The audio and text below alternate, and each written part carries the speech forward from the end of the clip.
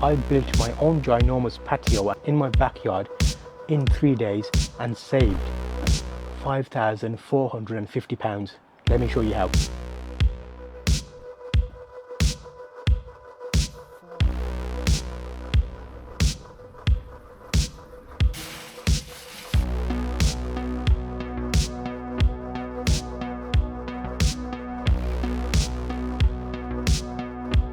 I had this little space outside the garden room that I've built and I wasn't sure what to do with it. So what I've actually done is I've made ginormous patio and big area here for playing. I've got the hoop in full size. I'm going to show you each step of the process, so stay tuned in this video. And it all starts with the garden. So you'll see I had a lot of grass in this garden, so I actually got a garden fork. I found that was the best way to lift it, and I started lifting off the grass. I used a shovel to cut out the little pieces and removed all the grass. And remember, we need to go down enough to cover the slab, some sand, plastic and membrane. We got 4 inch of base, and then the slab goes on top, so the hole needs to be quite deep. So we're gonna have hard core on the bottom, then the slab, and that's the level to the current lawn all the way up to the current paving. So just some spots are okay, but some spots that need more work. Here's a quick update on the ginormous patio basketball court build.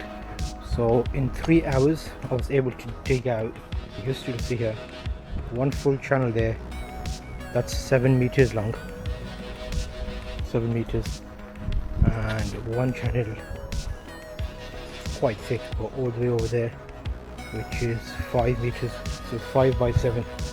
I'll put that up in feet on screen, so you'll see we've gone down enough. You can't put it on the camera, but it's quite deep, 4 inches, in some places 5 inches, whereas a bit softer where it'll be deeper. Slight slope like this and a slight slope like that, so you've got a slope from there to there and from there to here, joining onto a gutter, which then the rainwater can go. And then what I'm doing is taking the excess, putting it there, leveling off my existing lawn because it wasn't level, so I'm using the soil there and we'll reseed that. The remainder will go right in the back, and I might make a raised platform. A quick update on the garden, so you can see it in the majority of the section there. I've done all of that. That soil has been put on top here, made it as like a bit of a tier system, because what's happening is that was lower. So now you can see the white wood across the top is a bit more level. I still need to put more on this side. At the moment I'm just watering to get that to sink down a little bit into the lawn, so then we can add and have a nice compact base, because I'm going to grass seed that and put grass on the top, remember. So all of that will be a grass area. We've got the top veg area, that could be like a picnic area, and this will be the basketball court area with seating areas. So you can see after literally a few minutes it's giving me a nice soaking there. Not too much water. I'll put it in a lower setting now, so it's actually doing a lower inner circle. Before it's too high, so it's doing outer circle. Nice.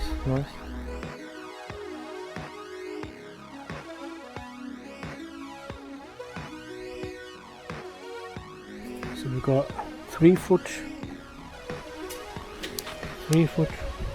4 foot, and then that is equal 5 foot, so it's square. And we'll have another cable here alongside that, all the way up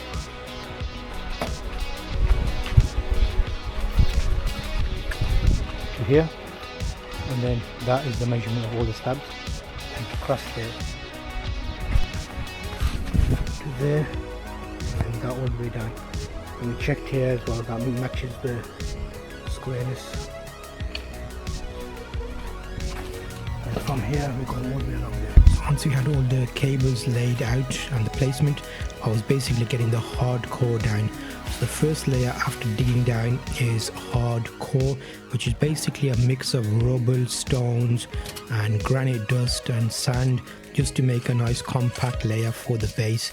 This is a very important layer for a patio if you want it to not sink over time, especially more important for us. And then I went and hired a compactor. So I was able to get this compactor. It's quite a big one, it's about 50 kilograms, and we're going to go and get this ready to compact down all the ground. You want to do lots of little layers of this. So I did like a 3-inch layer of rubble. I compacted it, then I added some more rubble and compacted it again, and I compacted it multiple times. This was like half a day's worth of compacting. So we're on 1.5 days at the moment here, and this is all getting it nice and solid for the next steps in the process. So remember, with the compactor, go around slowly. When it's turned on, it will do most of the hard work for you, because it kind of pulls itself along when it's on full mode. So you can see here, time lapsed, I went around multiple times in the first layer, and then when that was nice and solid, I actually put a little bit of water using a sprinkler to let it sink in, and did a little bit more compacting, as well as then going around. So you'll see here this layer of water with the sprinkler and then hose pipe, compacted it again, and you just have some fuel on hand because you can keep topping up the small tank. And then I got some more hardcore, so I did it in 2 layers because obviously we're going up 4 inches, so I had 2 3-inch, and when that was hammered down, it created 2 inches base. Quick update, so hardcore's all gone down. We've got a slight slope from there to here where there'll be some guttering, attaching, all that stuff. Been whacked down about 10 different times. I've used the corner 3, 4, 5 to get the line all the way to the top. Another one there just to get that corner. Now I'm going to start laying the slabs. The main thing to remember is you don't want to put the slabs directly on top of the hardcore. You'll notice here I had a big sheet of plastic, which is damp-proof membrane, and I put that down on top of the hardcore. I then put sand down, sharp sand, and then that's what the pavers will sit on. So overall, we've got quite a lot of protection here, and this will hopefully stop weeds growing through the ground into the slabs. And then at the end, I'll show you how I covered up the slabs as well for the gaps themselves. So you'll see this is quite a large area now. You're looking at 7 meters by 5 meters, and it took a lot of sand, sharp sand. There was like 3 tons of sharp sand. We had about 8 to 9 tons of hardcore, and then we had over.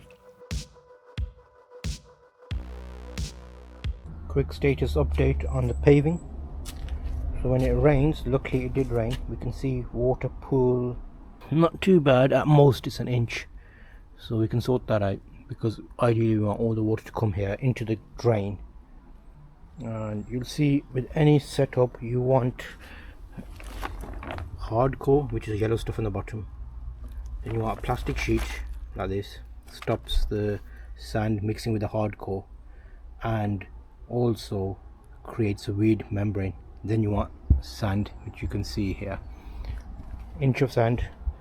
At the moment the blocks I'm using are various thicknesses. If I show you here, that one's a bit thinner, that one's thin, that one's thin, that one's thin, and all of a sudden you'll get like a behemoth thick one. So the inch of bed on the bottom is not working as well because I have to individually lay, and I'm basically using the slabs that we had in the garden, so it's just recycling. If there were new slabs, they'll be all the same size, wouldn't have this problem. So you can see here it's had a good rain, no water pooling, it's draining through, and at the moment the edges haven't been secured down with anything. I'm thinking of putting a block paving edge all the way around the outside, which I could do after the fact. So far we've got 12 slabs long, we've got 5 rows, anticipating using about 200 slabs. We've got plenty of slabs, but you can see I've got a little line going through here for the level from there all the way down, so I'm kind of close. I'm not going to be perfect, but it'll be better than not having a line. And we did the corner here, so far it's looking okay. The hoop will be where max is. Let's have a quick look at the process. So I'm putting down the sharp sand and I'm starting to lay out the slabs. Like I mentioned, a couple of these slabs are riven slabs, a couple are the old colored type like the pink and yellows, so they all have various thicknesses. So it takes a little bit longer than to just put them down, because you have to make sure that the bed of sand is not too thick or thin, so it's a bit of a nightmare. but because I'm recycling some of the slabs here, that's what I'm gonna have to live with. So basically over this evening, this is day 2, I was able to get all the sand down and the slabs down, and the third day is what I took to do the guttering and the little finishing touches around the edges, which those normally take quite a long time, you know, like the little odd bits and bobs. So here you can see we've laid out most of the patio here. We're looking at 12 slabs by 16 slabs, and it's not bad. Some of them need a jet wash just to make them look their best, but it does rain during this setup as well, so you'll see a bit of puddling and stuff. So yeah, I'm quite happy with the look here, but what we're going to do is we need to lock these all in. So it's very important to have an outside cemented bed of bricks maybe, or like an edging. So I'm going to use bricks, patio bricks, because I've got some. I'm going to go all the way around the outside edge and have that hold everything in place. So you can see that it's got the nice slope. It's not too bad, so if you're playing basketball it won't harm you, but it's enough that water won't stay on top of the slabs. So the main thing now is to have the area sorted out and the drainage sorted out. So let's have a look at the drainage next. Channel drain for the gutters. These are my old gutters I was hoping to reuse and buy some additional add-ons, but the design has changed now. You'll notice the old ones are a little bit, that's like a square type, so I couldn't use the old ones. I've had to go and buy new ones which are round. So let's see that round, they don't clip onto those, so I bought 4 of those. I've got a corner. The goal is going to be have 1, 2 a piece, corner 3 and a piece go straight into the drain there. So let's see how that performs. So far the patio looks nice. Let me give you a view of it. It's sunny and shady, so it's hard to see. You'll see I've got a section there for seating and then the main basketball area.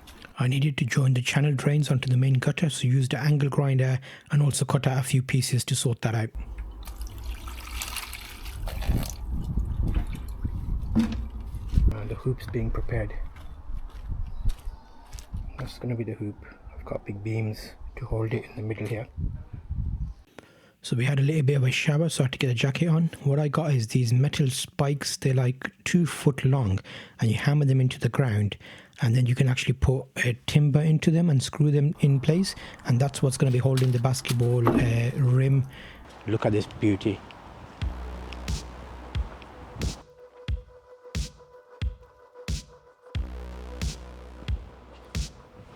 You can see I've got the basketball hoop up, I've got the court set up, and it's all doing really nicely. I've gone quite big with this. I've actually gone 16 pavers by 12 pavers. So it's a really nice big size. Very important to measure up where you want, laying it out in the middle of the garden so it looks nice. Having the basketball hoop in the middle, having a solid foundation and enough space. With my small city house project, the garden is absolutely massive. I had to decide what to do with it. I built a small little garden room on the back of the house. I left a grass area. I built an outdoor hors shed building. I've left a gardening area, and now in this area it was grass, but I've actually made a basketball court. So we've got distinct zones in the garden, 4 to 5 distinct zones. So if you're not following along on the series, make sure to check out the playlist where you'll see all of these episodes and how I've done this.